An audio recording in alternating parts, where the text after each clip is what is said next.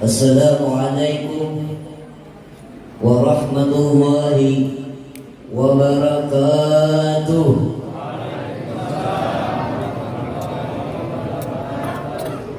A'udzu billahi minasy syaithanir rajim. Bismillahirrahmanirrahim. Alhamdulillahilladzi arsala rasulahu bil huda wa dinil haqq rahmatan lil alamin wa khassahu bi a'zamil mu'jizat wa faddalahu ala jami'il mursalin wa amara bisalami wa amara bisalati wassalami alaihi jami'al mu'minin biqaulihi ta'ala inna allaha wa malaikatahu yusalluna 'alan nabi ya ayyuhalladzina amanu sallu 'alaihi wa sallimu tasliman takriman wa ta'ziman wa tashrifan lin nabiyyi shadiqil amin amma ba'du. Wa qala Allah ta'ala fil Qur'anil Karim a'udzu billahi minasy syaithanir rajim. Bismillahirrahmanirrahim. Wa ma arsalnaka illa rahmatan lil alamin.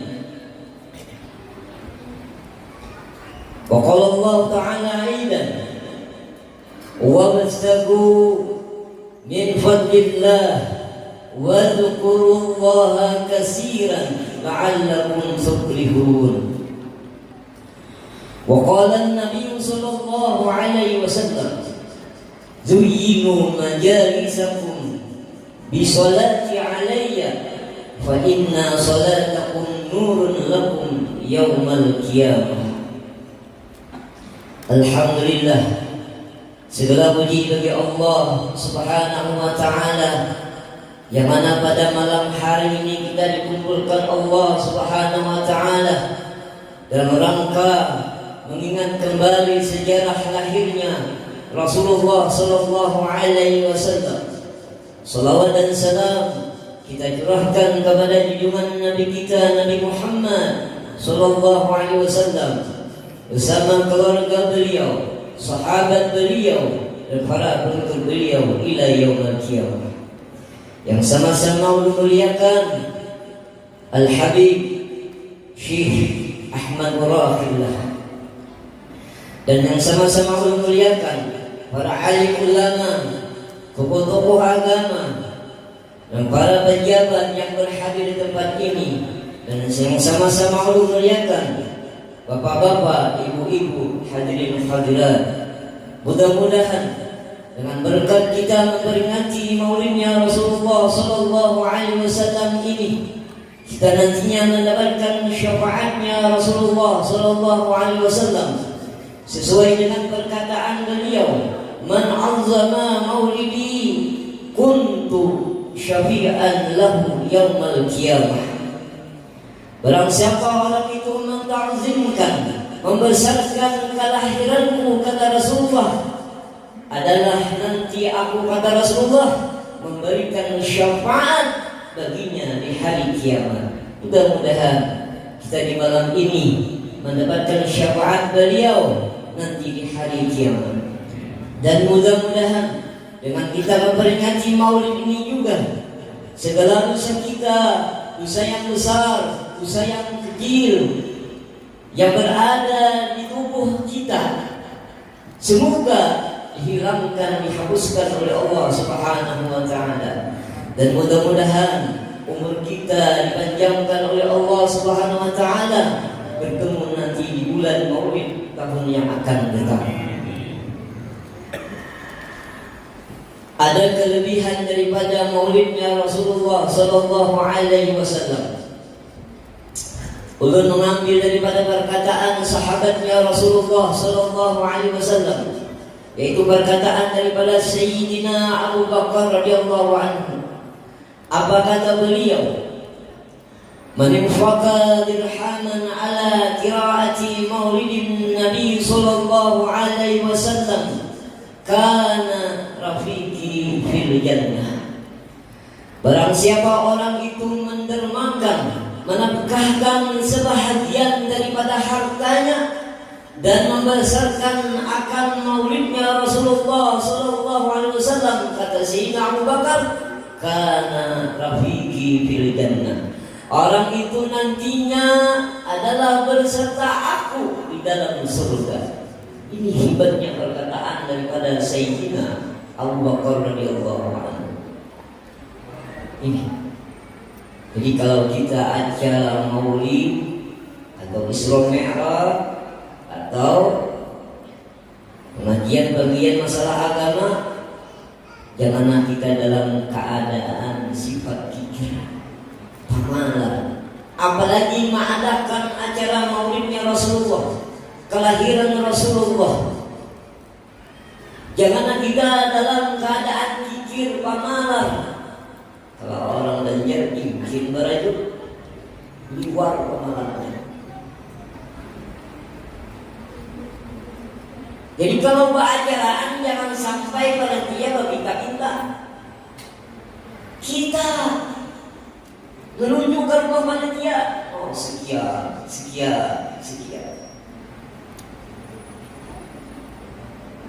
Jangan harta kita disimpan, jangan. Kata Rasulullah sallallahu alaihi wasallam, "As-sakhiyyu zahilu ahabba ila Allah min al-'abidil bakhil." Bermula orang yang pemurah tapi dalam keadaan jahil. Apa itu jahil? Kalau dia bahasa kitanya bodoh, bahasa kitanya kasarnya bungol, bahasa kita kasarnya tambok.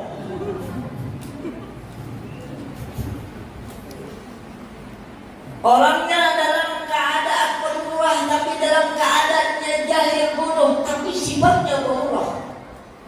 Allah Ta'ala lebih cinta kepada orang yang dalam keadaan pemurah tapi dia sifatnya jahil, bodoh, daripada orang yang beribadah tapi dalam keadaan bakhil, pemalas.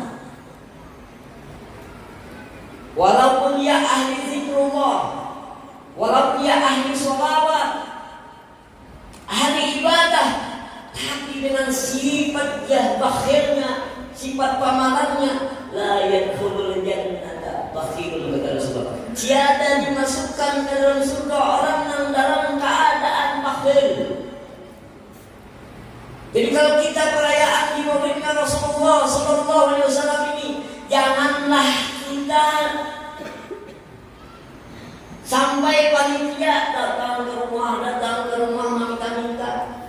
Kita masyarakatnya, ayo biar sudah datang di bulan maulid, kalau mengadakan acara maulid, gunakanlah harta kita. Jangan sampai dalam keadaan minta nama Rasulullah, jangan dijual-jual. Masyarakatnya yang datang, ayo kita dalam keadaan mengadakan maulidnya Rasulullah sallallahu alaihi wasallam. Ini rugi. Karena datang panitia, berjalan punya panitia hari Anwar, kami berjalan kita setiap malam minta duit acara maulid, yalah. Tapi kita sifat pemalam. Bila sudah datang panitia patok-patok, wah, panitia masuk Pak Amar, mau ada kabar dalam kamar, iya Allah. Nah, dia panitia ini beribadah benar, ternyata pemalam. Ini jangan sampai kita dalam keadaan seperti itu. Jangan sampai dalam keadaan ingkit, barajut, pamalan. La yadkhulul jannata bakhil, kata Rasul. Tiada dimasukkan ke dalam surga orang yang dalam keadaan bakhil, pamalan. Jangan sampai kita. Ini. Ada lagi perkataan daripada Sayyidina Umar radhiyallahu anhu. Apa kata beliau? Man azama maulidan Nabi sallallahu alaihi wasallam, man azama maulidan Nabi sallallahu alaihi wasallam faqad ahyal Islam. Barang siapa orang itu membesarkan maulidnya Rasulullah sallallahu alaihi wasallam, maka sungguh menghidupkan Islam. Iya, di mana-mana kita di bulan Maulid mengadakan maulidnya Rasulullah, meriah, itu menandakan hidupnya Islam. Ini. Apalagi perkataan daripada Sayyidina Utsman radhiyallahu anhu. Man infaqa dirhaman ala qira'atil maulidin Nabi sallallahu alaihi wasallam ka'annama syahidal uzbata badrin wa hunain.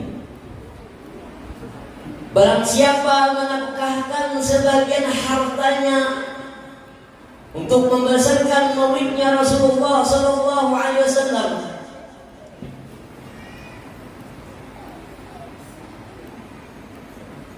atau memperingati maulidnya Rasulullah sallallahu alaihi wasallam, ka'annama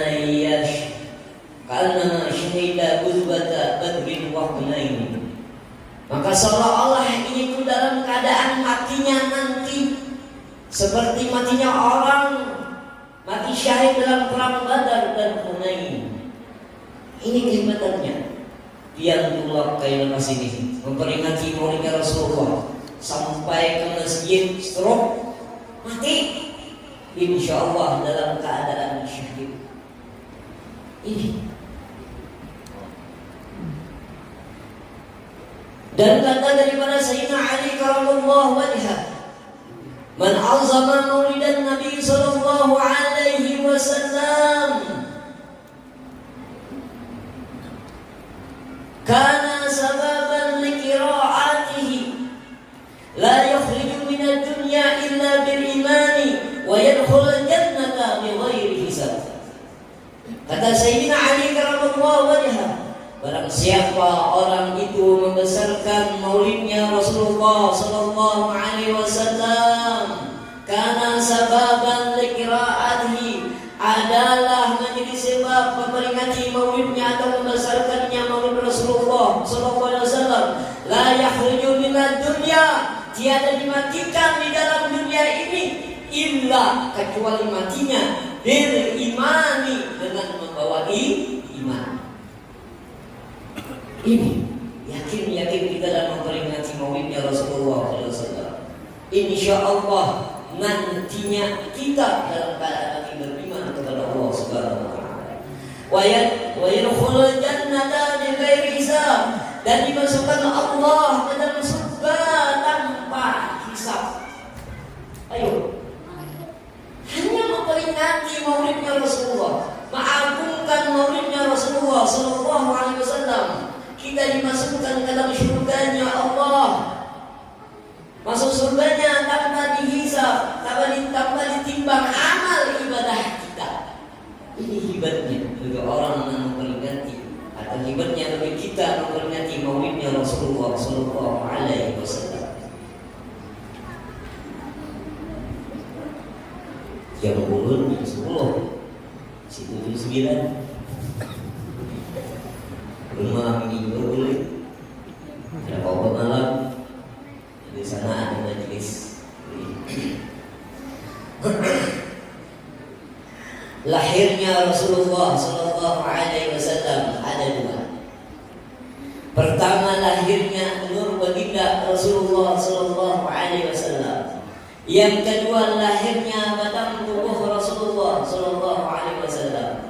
Kita mengambil daripada lahir batang tubuh Rasulullah Sallallahu Alaihi Wasallam. Ketika Nabiullah Adam diciptakan oleh Allah Subhanahu Wa Taala di dalam surga, dalam keadaan Nabiullah Adam sendiri dalam surga kesepian, lama beliau dijadikan Allah dalam surga dalam keadaan kesepian termenung. Di saat beliau termenung kesepian, Lalu Nabiullah Adam alaihissalam di dalam keadaan tidur sesudah daripada asar, sesudah daripada sholat asar, beliau tertidur. Setelah itu beliau terbangun. Apa yang dilihat daripada Nabiullah Adam alaihissalam? Ada seorang perempuan di sisi Nabiullah Adam alaihissalam yang diambil oleh Allah daripada tulang rusuk Nabiullah Adam. Yang sebelah kiri dia seorang wanita yang bernama Siti Hawa. Saking senangnya Nabi Adam ini melihat ada seorang perempuan, ada juga diberikan nafsu walaupun di dalam surga. Ketika Nabi Adam alaihissalam ingin menyentuh daripada Siti Hawa ini, dilarang oleh malaikat, dilarang oleh Allah Subhanahu wa taala. Hai Adam, janganlah engkau menyentuh seorang perempuan ini. Jikalau kamu ingin menyentuh, ada maharnya. Apa maharnya? Kata Allah Subhanahu wa taala kepada Adam, hai Adam, jikalau kamu ingin menyentuh seorang perempuan ini yang bernama Hawa ini, kamu harus dengan membayar maharnya. Lalu Nabi Adam bertanya, ya Allah Ta'ala, apa maharnya bagi aku ingin menyentuh seorang perempuan ini? Ya Allah Ta'ala, hai Adam, kalau ingin kamu menyentuh akan seorang perempuan ini, maharnya bila kamu bersalawat kepada seorang Nabi, dan Nabi itu belum dalam keadaan lahir. Di dalam hadis itu diceritakan, ini kan cerita hadis daripada Rasulullah SAW. Ialah ujar Rasulullah, ujar Allah Ta'ala, jika kamu ingin menyentuh seorang ini, bacalah kamu dengan mengucap salawat. Lalu Nabi Adam mengucap salawat kepada Rasulullah 1 kali, belum diterima oleh Allah. Baca lagi 2 kali, tidak diterima oleh Allah. Baca lagi 3 kali, baru diterima oleh Allah. Riwayat yang lain ada mengatakan 12 kali mengucap salawat daripada ingin menyentuh maharnya daripada Siti Hawa ini. Lalu Nabi Adam mengucap salawat kepada Rasulullah, barulah sah Siti Hawa ini disentuh oleh Nabi Adam alaihissalam. Saking bahagianya Nabi Adam alaihissalam di dalam surga. Lalu Nabi Adam membuat Siti Hawa berjalan-jalan di dalam surga itu, lalu melihat akan satu pohon yang bernama pohon khuldi. Tapi Nabi Adam dilarang untuk menyentuh pohon itu. Hai Adam, janganlah kamu menyentuh pohon itu, dan janganlah kamu mengambil akan buah daripada pohon itu. Di saat itu iblis dan syaitan mendengar perkataan Allah. Nabi Siti Hawa ini hendak menanam buah khuldi itu, merayu-rayu dengan Nabi Adam. Tapi karena diperintah oleh Allah tidak boleh menyentuh akan pohon itu, lalu Siti Hawa dan Nabi Adam tidak berani menyentuh pohon itu. Tapi iblis mendengar apa yang diucapkan Allah Ta'ala kepada Nabi Adam dan Siti Hawa. Lalu iblis membujuk rayu kepada Siti Hawa ini. Siti Hawa membujuk rayu kepada Nabi Adam. Akhirnya terbujuk rayulah Siti Hawa ini dengan iblis, ya, dan Nabi Adam terbujuk rayu dengan Siti Hawa, lalu menyentuh akan pohon khuldi itu dan memetik akan buahnya. Nah, disitulah Nabi Adam dan Siti Hawa ada mempunyai kesalahan kepada Allah Subhanahu wa Ta'ala. Di saat itulah Allah Ta'ala dalam keadaan marah, bahasa belajarnya sarik kepada Nabi Adam dan Siti Hawa. Lalu Nabi Adam SAW minta ampun kepada Allah, tidak diterima oleh Allah Subhanahu wa Ta'ala. Tapi Nabi Adam teringat kepada namanya Muhammad. Ya Allah, ampunilah dosa-dosaku dengan berkat nama Muhammad. Allah Ta'ala terkejut menyembur mana engkau tahu dengan nama Muhammad ini? Lalu Nabi Adam alaihissalam berkata kepada Allah, ya Allah, ketika engkau meniupkan ruh ke dalam tubuhku, di saat itu melihat mataku di dalam surga itu apa? Beliau melihat arasy, dinding-dinding arasy dan dinding-dinding surga, pintu surga, dengan berucap kalimah atau bertulis kalimah La ilaha illallah Muhammadur Rasulullah. Ini. Lalu Nabi Adam alaihissalam dan Siti Hawa diampuni Allah dengan berkat mengucap nama Rasulullah sallallahu alaihi wasallam. Tapi kesalahan Nabi Adam alaihissalam ini ialah tidak lagi berada di dalam surga. Lalu Nabi Adam seperti ini diturunkan ke bumi. Apakah diturunkan Allah Ta'ala dengan dilimpar? Seandainya dilimpar Nabi Adam si awani ke dunia, tetap tidak dimatikan oleh Allah Subhanahu wa Ta'ala. Tapi Allah Ta'ala memandang di dalam tubuh Nabi Adam mengandung nurnya baginda Rasulullah sallallahu alaihi wasallam. Lalu Nabi Adam siapa diantar oleh malaikat. Seandainya jatuh dia ke bumi, tidak akan dimatikan oleh Allah Subhanahu wa Ta'ala. Kenapa? Di dalam tubuh Nabi Adam ada mengandung nurnya baginda Rasulullah sallallahu alaihi wasallam. Sampai akhirnya ini nur ini berpindah kepada anak Nabiullah Adam alaihissalam. Anak Nabiullah Adam itu ada sebanyak 41 orang. 41 orang. Gentil. Ya. Nah, ada salah satunya nama daripada Nabi Sis.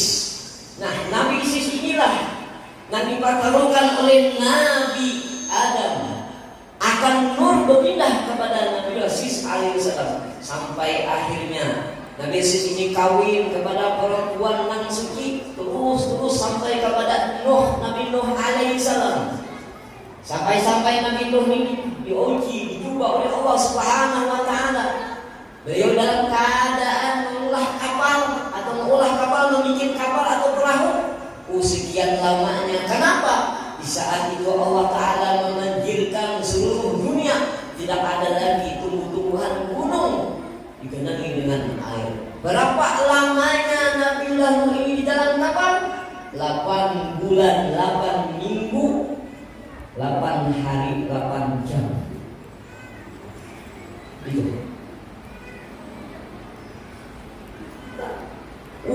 Sekedar segampang itu Nabiullah Nuh ini biar membuat kapal besar.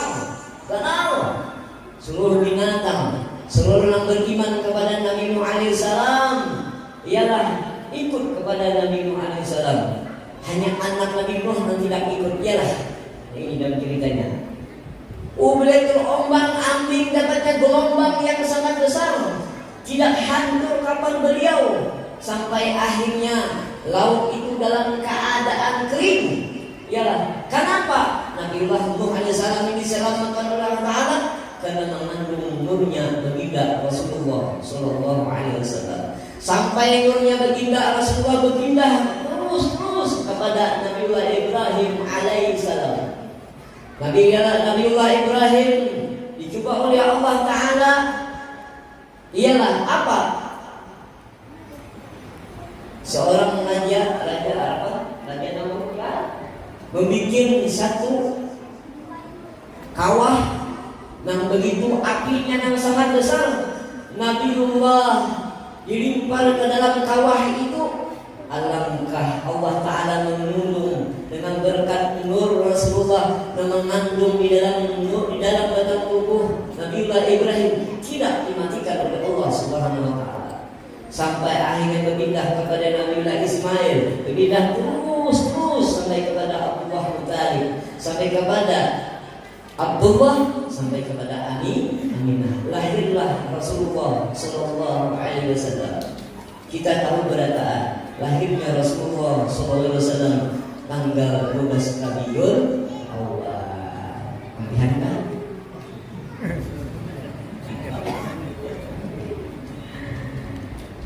ketika lahirnya Rasulullah Sallallahu Alaihi Wasallam. Sengaja maksudnya. Ketika lahirnya Rasulullah Sallallahu Alaihi Wasallam, ini sangat aneh. Ketika lahirnya Rasulullah Sallallahu Alaihi Wasallam, para malaikat di langit 75.000 dalam keadaan bertahlil, mengucapkan tasbih kepada Allah di saat lahirnya Rasulullah Sallallahu Alaihi Wasallam. Aras berguncang mengucapkan tasbih kepada Allah.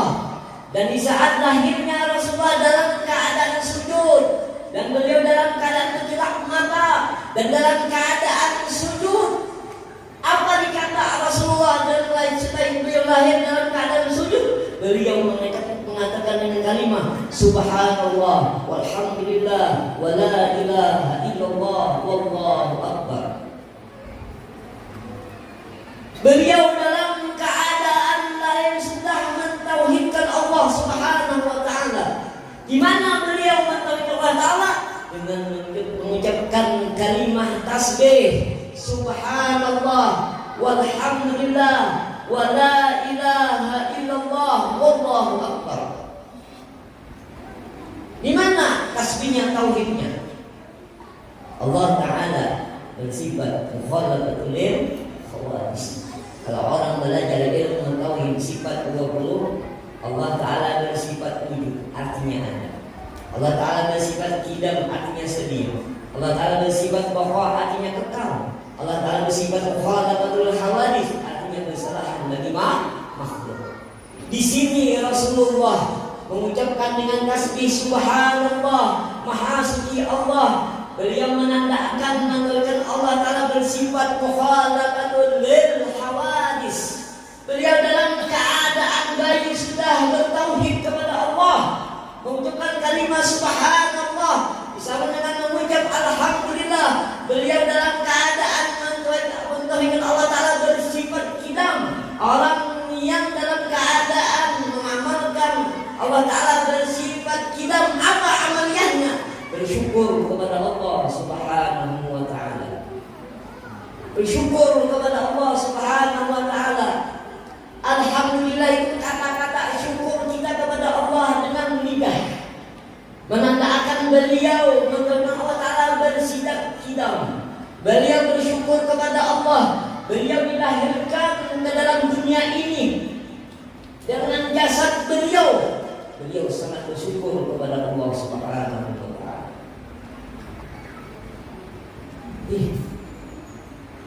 Dan beliau mengucapkan kalimat la ilaha illallah, tiada Tuhan yang disembah, tiada Tuhan yang diingat kecuali Allah. Tiada yang ada illallah kecuali hanya Allah. Ini tanda tauhid yang mentauhidkan Allah taala dengan bersifat wujud. Karena amalan daripada orang yang mengenal Allah taala bersifat wujud itu apa? Dengan mengucap kalimat la ilaha illallah. Kita belajar ilmu tauhid, ya Allah. Wujud itu artinya ada, itu jangan tahu. Tidak artinya sedia, itu jangan tahu. Di dalam kitab karangan Habib Al-Usman Katabi, wajah beliau, wujud artinya ada, mustahil tiada. Dalilnya apa? Allahul ladzi khalaqas samawati wal ardh wa ma bainahuma. Allah taala menjadikan langit dan bumi di antara keduanya, itu bukti adanya Allah taala. Termasuk keadaan wujud diri kita, keadaan diri kita, bukti adanya Allah taala. Bagaimana caranya kita mengatakan Allah taala bersifat wujud? Ialah kata Habib Sulaiman, dengan mengingat Allah taala, dengan memperbanyak zikrullah. Jadi kalau orang hendak mengadakan adanya Allah taala dengan sifat wujud, perbanyaklah kita dengan berzikir kepada Allah Subhanahu wa taala. Kata Allah Subhanahu wa taala, ya ayyuhalladzina amanu uzkurullaha dzikran katsira. Hai orang-orang yang beriman, hai orang-orang yang bertakwa, dalam keadaan mentauhidkan Allah Ta'ala. Uzkurullah, ingatlah kamu akan Allah Ta'ala zikran katsira, zikir yang banyak, ingat yang banyak. Jangan berzikir sedikit kan. Makanya para ulama bahari itu ada mengijazahkan tarekat. Ada tarekat An-Naqsyabandiyah, ada tarekat Qadariyah, ada tarekat Khalwatiyah, ada tarekat Ampasiyah, ada tarekat Syadzaliyah, ada tarekat Idrisiyah, ada tarekat Ampasiyah, ada tarekat Zunaidiyah, ada tarekat Baghdadiyah, ada tarekat macam-macam. Adalah tidak berisi tarekat.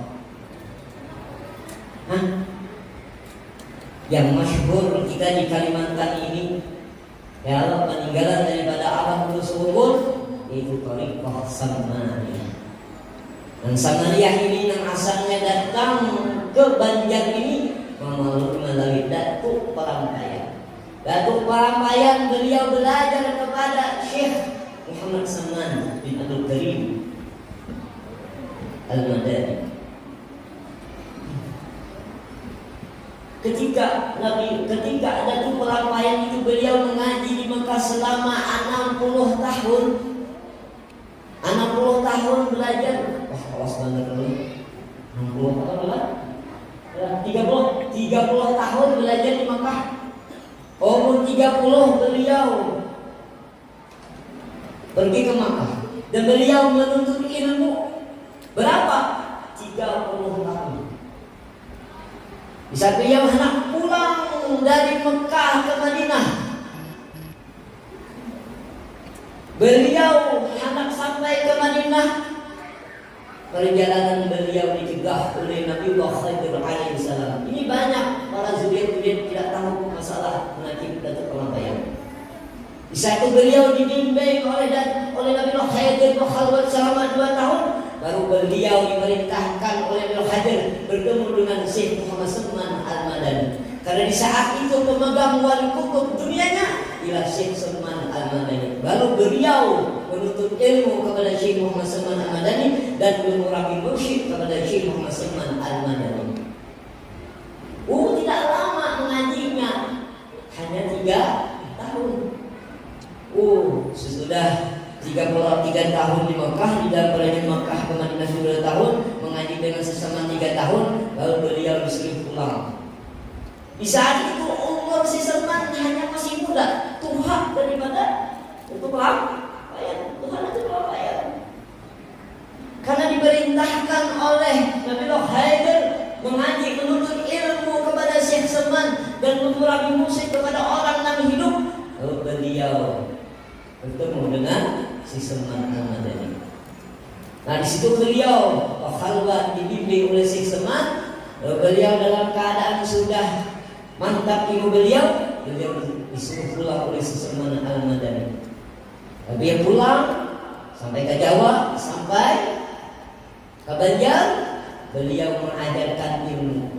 Dan salah satunya beliau memberikan ijazah tarekat Samaniyah yang diambil oleh si Salman. Yang si Salman mengamalkan tarekat Qadariyah, tarekat An-Naqsyabandiyah, tarekat Khalwatiyah, dan tarekat Ampasiyah. 4 tarekat ini digabung oleh si Salman lalu menjadi satu, yang disebut dengan tarekat Samaniyah. Yang punya zikirnya La ilaha illallah Allahu, ya. Nah ini kawan dari kita isi jalan mentauhidkan Allah Subhanahu wa ta'ala. Wahai kisah Allah Subhanahu ini, ya. Ada salah satunya kita berisi tarekat, dan supaya jalan menuju kepada Allah dengan jalan zikrullah, berzikir kepada Allah. Nah ini makanya zikir itu ada 4. Ada disebut dengan zikir syariat, ada zikir tarekat, ada zikir hakikat, ada zikir ma'rifat. Zikir syariat apa bunyinya? Kalimahnya la ilaha illallah. Zikir tarekat disebut dengan zikir hakik. Apa bunyinya? Illallah. Zikir hakikat atau disebut dengan zikir roh, apa bunyinya? Allah. Zikir ma'rifat atau disebut dengan zikir sir, apa bunyinya? Ini. Jadi perbanyaklah kita berzikir kepada Allah, mentauhidkan Allah Ta'ala dengan mewujudkan mengadakan Allah Ta'ala, bahwa orang itu ingat hatinya, lisannya, hatinya, rohnya berzikir kepada Allah, berarti menandakan untuk mengadakan Allah Ta'ala. Tapi adanya Allah Ta'ala ini laisa kamitslihi syai'un, tiada ada seumpamanya Allah Ta'ala bersifat mukhalafatul lil khawaris. Wallahu barataan. Jadi kebanyakan kita ni berzikir. Ada kita bisi pegangan korek. Ada tuh isi. Ini hebatnya Rasulullah ketika lahirnya datang tubuh beliau dalam keadaan beliau sujud dengan mengucap kalimat subhanallah walhamdulillah wala ilaha illallah wallahu akbar. Ini sebagai jurullah ketika dijadikannya kembali kepada nurnya Rasulullah SAW. Roh nur atau nurnya Rasulullah Sallallahu Alaihi Wasallam kita mengambil daripada perkataan Syekh Abdul Wahab Asy'arani. Beliau mengatakan, Inna Allah khalaqa ruha Nabi Muhammadin Sallallahu Alaihi Wasallam min nuri zatihi wa khalaqa alam min wa khalaqa ruhil alam min nuri Muhammadin sallallahu alaihi wasallam. Bahwasanya Allah Ta'ala menjadikan roh Nabi kita daripada nur zatnya Allah Subhanahu wa Ta'ala, dan roh sekalian alam ini diciptakan daripada nur baginda Rasulullah sallallahu alaihi wasallam. Allah mengambil ringkas bagaimana caranya kita mengamalkan di jalan nurnya baginda Rasulullah sallallahu alaihi wasallam. Ialah dengan apa? Kita memperbanyak mengucap salawat kepada Rasulullah sallallahu alaihi wasallam dan i'tiba mengikut Rasulullah, kelakuan Rasulullah dan apa yang dilakukan oleh Rasulullah kita dalam keadaan menuntut lawan Rasulullah sallallahu alaihi wasallam, zahir maupun batin. Salah satunya apa? Ialah kita dengan memperbanyak mengucap salawat kepada Rasulullah sallallahu alaihi wasallam. Kalau orang ingin hendak ma'rifat kepada Allah, cepat ma'rifatnya kepada Allah dengan melalui salawat, dengan wasilah perantara Rasulullah sallallahu alaihi wasallam. Kita mengambil hadis daripada Rasulullah sallallahu alaihi wasallam, ya Rasulullah aksiru salata alayya fa inna salatakum maghfiratun li dhunubikum wadlubuli al-wasilah wadrajatar rafi'ah wa inna wasilati inda rabbi syafa'atun lakum yawmal qiyamah. Ya Rasulullah, perbanyaklah oleh kamu itu bersalawat lawan aku. Salawat yang kamu baca itu ya Rasulullah menjadi pengampunan segala dosa-dosa kita. Dosa-dosa kamu ya Rasulullah diampuni oleh Allah. Dosa yang besar, dosa yang kecil. Orang yang mengucap salawat itu sama seperti orang beristighfar minta ampun kepada Allah Subhanahu wa Ta'ala. Wa tubuli al-wasilah, tuntutlah oleh kamu ya Rasulullah lawan aku apa? Al-wasilah, perantara. Ia kita disuruh dengan memperbanyak mengucap salawat kepada Rasulullah, ittiba mengikut kelakuan Rasulullah lahir dan batin. Wa darajatar rabi'ah, kalau ingin hendak mendapatkan derajat yang tinggi di sisi Allah Ta'ala, bagaimana? Ya dengan mengucap salawat kepada Rasulullah sallallahu alaihi wasallam. Fa inna wasilati, kata Rasulullah, bahwasanya wasilahku lantaran karena aku ya Rasulullah, kita ini memperbanyak mengucap salawat kepada Rasulullah. Apa? Inda Rabbi, orang itu sampai nanti di sisi Tuhan orang itu dalam keadaan ma'rifat, kenal dengan Allah Subhanahu wa Ta'ala. Syafa'atul lakum yaumil qiyamah, Sholawat yang kita baca tadi menjadi pertemuan nantinya di hari kiamat. Beruntung kita nih umatnya Rasulullah Sallallahu Alaihi Wasallam. Perbanyaklah kita ini mengucap sholawat. Ya ayyuhalladzina amanu shallu alaihi wasallimu taslima. Hai orang-orang yang beriman, bersalawatlah kepada Rasulullah Sallallahu Alaihi Wasallam. Ya ayyuhal Islam adalah indah. Hai orang-orang yang beriman kepada Allah. Innallaha wa malaikatahu yusholluna 'alan nabi. Ya ayyuhalladzina amanu shallu 'alaihi wa sallimu taslima. Ayo perbanyaklah kita mengucap salawat kepada Rasulullah sallallahu alaihi wasallam. Zuyinu majalisakum bisolati 'alayya ya Rasulullah. Perhiasilah majlis kamu, perhiasilah rumah kamu, perhiasilah batang tubuh kamu kata Rasulullah, bersalawat atas aku. Fa inna salatakum nurun lakum yaumal qiyamah. Salawat yang kamu baca itu ya Rasulullah menjadi nur, mengenal nanti lawan aku kata Rasulullah, binandu lawan aku lawan wajahku ya Rasulullah nantinya di hari kiamat.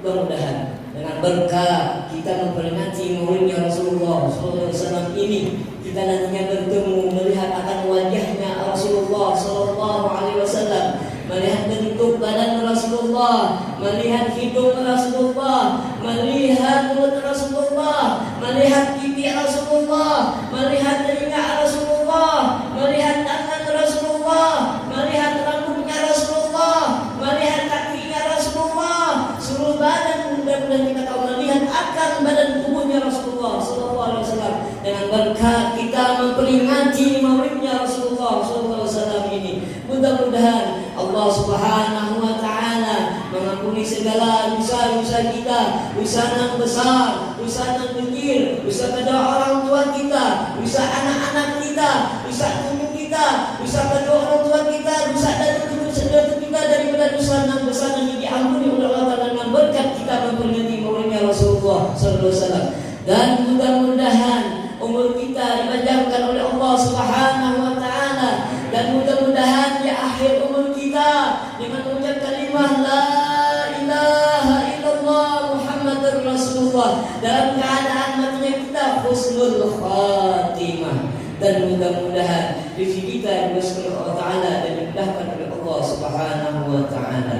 Nah, inilah cukup untuk sampaikan pada malam hari ini. Mudah-mudahan bermanfaat bagi dia, dan mudah-mudahan kita mengikuti teladannya Rasulullah Sallallahu Alaihi Wasallam.